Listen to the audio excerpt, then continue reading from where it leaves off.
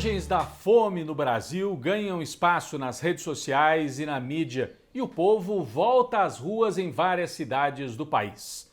Movimentos sociais questionam a política econômica de Paulo Guedes e protestam em frente à mansão de Flávio Bolsonaro em Brasília. Em São Paulo, a Prevent Senior também é alvo de manifestações. A CPI escancarou a relação da empresa de saúde com a política da morte do governo Bolsonaro. Com Lula cada vez mais forte, a Globo tenta ajudar os candidatos da terceira via, que vão mal nas pesquisas. Na Alemanha, derrota da extrema-direita nas urnas, vitória da centro-esquerda e do Partido Verde. Eu sou Rodrigo Viana e esse é o Tempero da Notícia que está começando agora.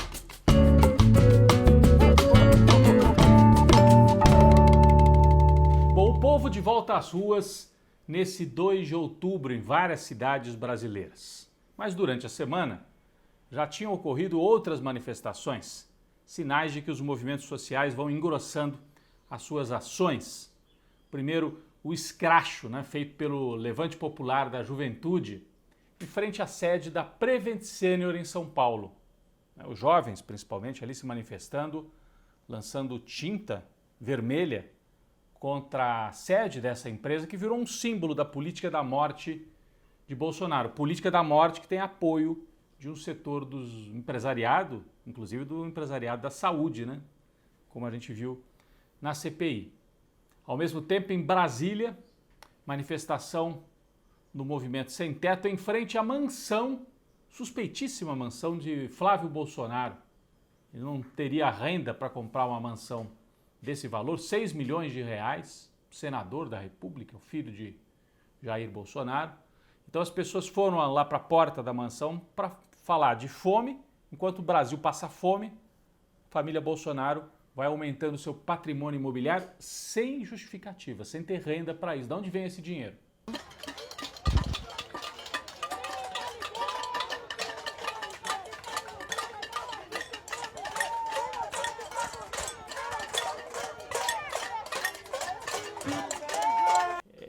É uma ação simbólica bastante importante. Na semana anterior, vamos lembrar que o Movimento Sem Teto já havia ocupado a Bolsa de Valores em São Paulo para fazer essa denúncia também. O Brasil passa por um momento dramático de fome, desemprego, e aparecem sinais de que a oposição não vai ficar esperando só o calendário oficial. CPI no Congresso é importante, eleição de 2022, mas o caldo vai engrossando nas ruas. Até porque a semana ficou marcada por uma imagem muito forte, de pessoas no Rio de Janeiro, na zona sul do Rio, uma área rica até, atrás de restos de carne, dentro de um caminhão com ossos, pelanca, restos de açougue, tentando recolher alguma coisa para comer. A fome voltou com tudo no Brasil. E essa imagem que nós temos aqui, estampada na primeira página de um jornal do Rio de Janeiro, circulou demais como um símbolo desse momento. Foi o jornal Extra do Rio de Janeiro. Ao mesmo tempo, o cinismo, em alguns setores. A Ana Maria Braga, por exemplo, apresentadora da Globo, estava ensinando a fazer a receita de pé de frango. Como se fosse olha que bacana. Os brasileiros não conseguem comprar peito de frango. Bom, filé de carne bovina está mais difícil ainda. Mas daí nem o frango, que era uma saída muitas vezes, não dá, tem que comprar ou a carcaça ou fazer o pezinho de frango. E aí a Ana Maria Braga transforma isso numa coisa chique, bacana, bonita. E ela foi alvo também nas redes, porque parece algo assim fora da realidade brasileira. Lembrando que a Ana Maria Braga, lá na época do governo Lula, Dilma, ela chegou a usar um colar de tomates para protestar, porque o preço do tomate estava muito alto. Só que naquela época era o tomate, era algo localizado, um problema de safra. Aqui é fome generalizada. Então a gente vê como é que a elite brasileira trata dessas coisas. Se a Ana Maria Braga tivesse que usar um colar agora, ia ficar difícil, Ia ter que pendurar bife, frango, que ninguém consegue mais comprar. Talvez tivesse que fazer um colar também de barril de petróleo. O preço não para de subir no Brasil. Essa semana, o diesel, com aumento de quase 9%, autorizado pela Petrobras, uma política criminosa da Petrobras. Sobe o dólar, sobe o preço. A empresa é brasileira, mas o preço da gasolina e do diesel é tudo dolarizado. Isso para agradar quem? Os investidores que estão lá na Bolsa de Nova York, na Bolsa aqui do Brasil.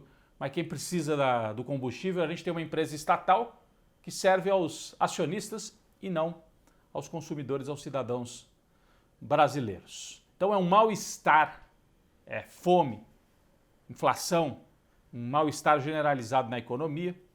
Na CPI, depoimentos importantes também esta semana.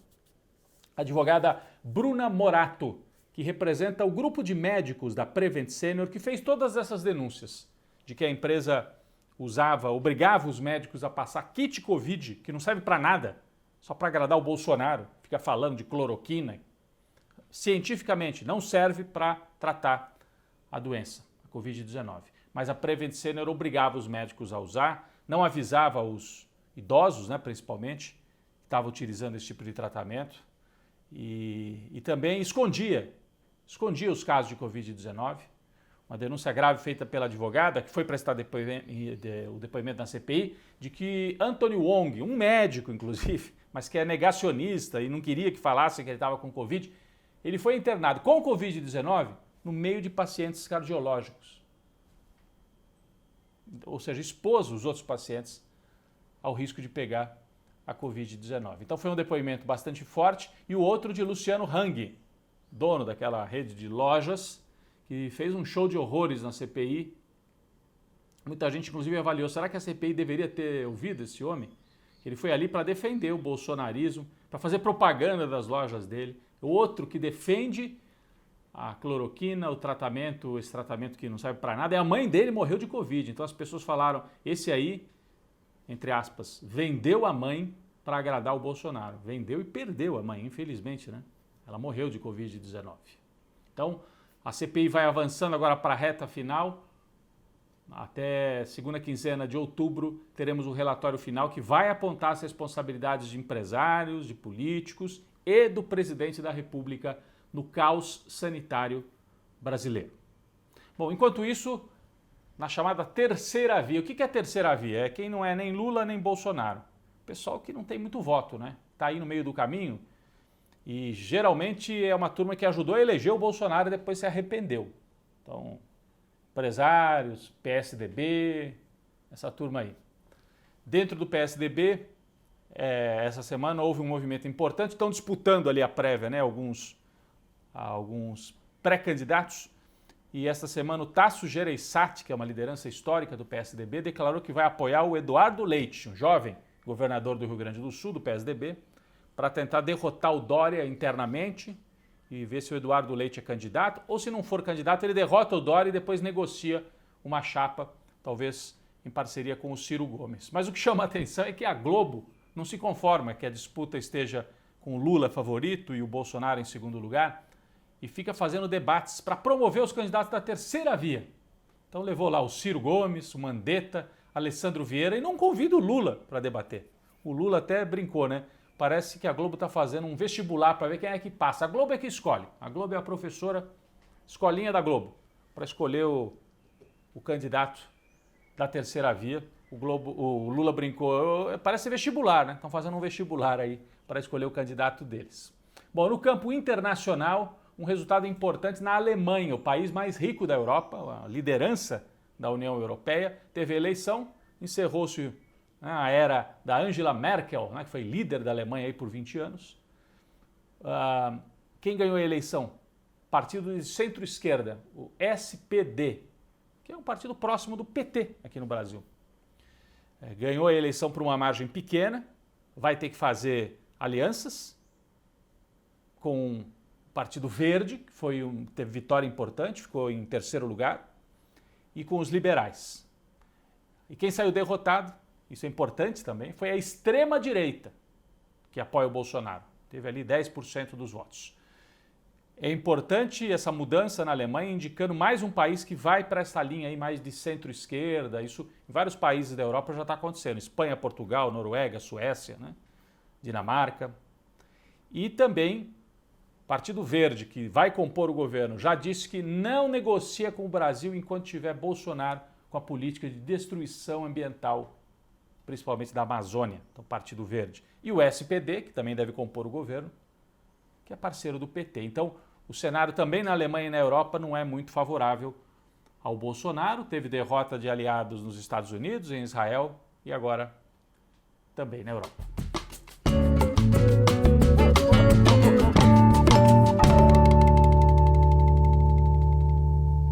Bom, nossa sugestão de sobremesa essa semana é uma série que você pode assistir pela Netflix sobre Marco Polo, um personagem conhecido, né, na história, no século XIII, sujeito que veio de Veneza, ele era comerciante, né, o pai também, família de comerciantes, e saiu da Itália e naquela época, imagine, cruzou ali o Oriente Médio, foi até a Ásia, a região de hoje é a China, né, e fez esse intercâmbio entre a Ásia e a Europa. Passou muitos anos na China. Então é um símbolo do encontro, né, da Europa com a Ásia. A série tem muita ação, muito romance, né, muitas cenas também de batalhas. No momento em que o Marco Polo chega ali na Ásia, havia um conflito lá entre as dinastias tradicionais chinesas e o Império Mongol. Lembram de Gengis Khan, guerreiro, né, dos mongóis, que conquistou muitas partes da Ásia? Então os mongóis estavam avançando também sobre a China, dominando a região que hoje a gente conhece como China. Havia esse conflito e Marco Polo fica amigo, né, serve ao imperador mongol Kublai Khan, que era da mesma dinastia do Gengis Khan. Khan é o título, né, como se fosse o rei, né, o poderoso. É interessante, a série muito bem feita, tem 2 temporadas, é uma reconstituição de época e serve também para a gente refletir um pouco nesse momento, justamente nesse momento em que a Ásia parece que está retomando o papel de centro da economia no mundo. Naquela época, a Ásia, a China eram muito poderosas. Depois, durante 5 séculos, né, os europeus e a América tiveram no centro da economia mundial. Agora, nesse momento, volta a ser a Ásia. E tem esse conflito, a Ásia com os Estados Unidos, China e Estados Unidos. Interessante assistir o Marco Polo, o encontro entre esses 2 mundos, justamente nesse momento em que nós vivemos no planeta Terra. Fica a dica, Marco Polo, uma série da Netflix, como a nossa sobremesa.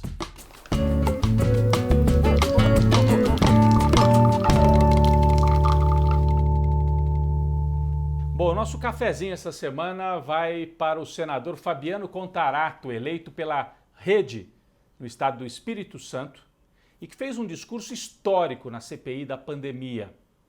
A CPI, naquele momento, investigava a questão das fake news, né, da rede de bolsonaristas que espalham mentiras sobre a Covid-19, sobre tratamento precoce. E quem estava lá prestando depoimento era um empresário riquíssimo de São Paulo, Otávio Facuri, que é acusado de financiar essa rede de fake news. Sentou lá na cadeira com aquele discurso de sempre, eu sou um homem de bem, defensor da família, da moral. Só que o Fabiano Contarato, o senador, pediu a palavra e lembrou que esse empresário, meses atrás, fez uma postagem vil, ofensiva, homofóbica contra Fabiano Contarato, que é homossexual, é casado com outro homem, tem filhos, e pediu a palavra para denunciar o que aquele empresário que se diz um defensor de valores positivos da sociedade havia feito nas redes sociais. Vamos acompanhar um trecho da fala de Fabiano Contarato, que simbolicamente sentou na mesa do presidente da CPI durante o pronunciamento. O Omar Aziz disse, vem aqui, fale daqui, porque é muito importante o que você tem para dizer. Vamos acompanhar. E aí o senhor pegou um Twitter meu que, por um erro de grafia de rede social, o senhor fala isso. E aí que mais me admira. Porque o senhor não é um adolescente. O senhor não é um adolescente. O senhor é casado, o senhor tem filhos. A sua família não é melhor do que a minha. E o senhor diz o seguinte, o delegado, homossexual assumido, talvez estivesse pensando no perfume de alguma pessoa ali daquele plenário. Isso é obedecer o princípio da legalidade? Porque o Supremo Tribunal Federal, tardiamente, o mesmo Supremo que o senhor defende para extinguir, criminalizou a homofobia equiparando ao crime de racismo. Aliás, um dos poucos crimes que são considerados inafiançáveis e imprescritíveis. O senhor está obedecendo o princípio da moralidade? Qual o conceito de moralidade do senhor? Qual o conceito de legalidade? Qual a imagem que o senhor vai deixar para os seus filhos? O senhor pode ter todo o dinheiro do mundo. Eu tenho minha vida modesta e com muito orgulho. Cuidando da minha família, com orgulho com meu esposo, com os meus 2 filhos, Gabriel de 7 anos, Mariana que fez 2.